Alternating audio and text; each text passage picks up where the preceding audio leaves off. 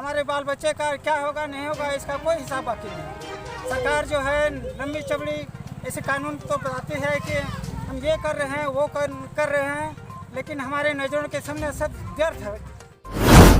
ये हम तमाम एरिया के और बंधुओं से पढ़े लिखे में से कमज़ोर जाति के हैं। हमारा असली जीवन का आधार मतलब कि जीने का तरीका बस ये खेती बाड़ी ही है। अगर खेती बाड़ी हम लोग के हाथ से निकल जाती है तो हम लोग बेमौत मर जाएंगे।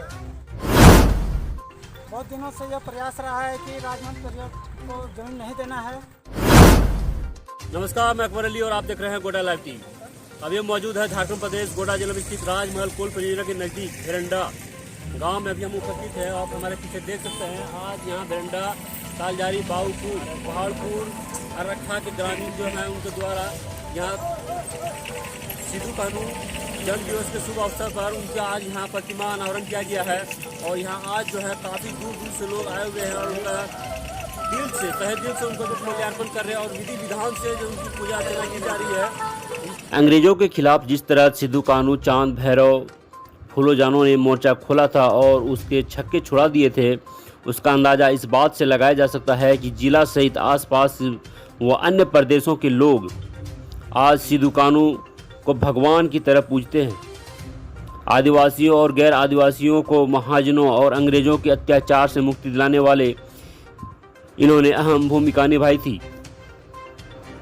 जिसके आज बताए हुए रास्ते पर यहाँ के आदिवासी उनके मार्गदर्शन पर चलते हैं। तो आइए हम जानते हैं वहाँ के यहाँ आए हुए ग्रामीणों से। हम बताइए, यहाँ जो आज आप लोगों का कार्यक्रम हो रहा है, किस चीज़ को लेकर के खासकर इस तरह का कार्यक्रम रखे हैं आज हम लोग यहाँ एकत्रित हुए हैं इस विशेष बात को लेकर के। हम लोगों का कई दिनों से बहुत दिनों से यह प्रयास रहा है कि राजमहल परिषद को ज़मीन नहीं देना है।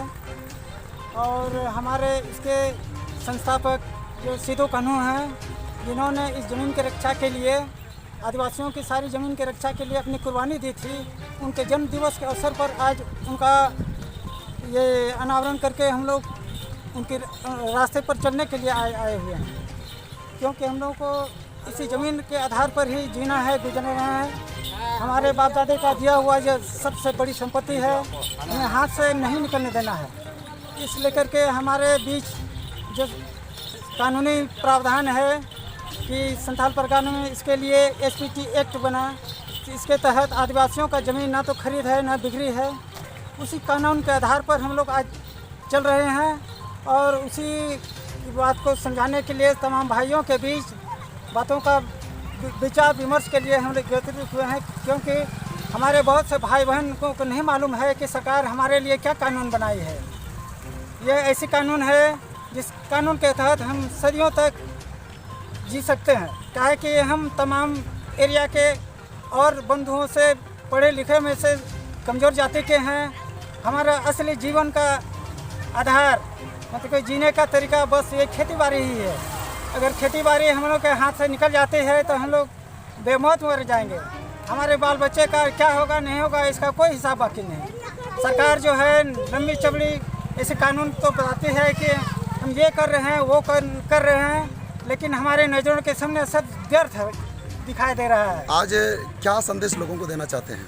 संदेश देना चाहते हैं कि हमारे बीच हमारे सिद्धू कान्हू ने हमारे लिए, दुनिया वालों के लिए अपनी जान दे करके जो कानूनी बनाने के लिए अपनी जान दिए कि ज़मीन हमारा है, जल जंगल ज़मीन हमारा है। हम सुना आपने कि सिद्धू कान्हू के बताए हुए रास्ते पे चलना है और जो एसपीटी एक्ट नियम है उनका, उसके हिसाब से मतलब नियम के अनुसार जो है हम लोग का जो अपना जल जंगल ज़मीन को बचाना है। इसके राजमहल कोल परियोजना को ज़मीन जो नहीं देने की बात कर रहे हैं, इस तरह की बात जो है वो पहले से करते आ रहे हैं कि जल जंगल ज़मीन को बचाने के लिए हम जो है इसके राजमहल कोल परियोजना को ज़मीन नहीं देना है। तो बाकी तमाम खबरों के अपडेट्स के लिए बने रहिए हमारे साथ और देखते रहिए गोडा लाइव टीवी।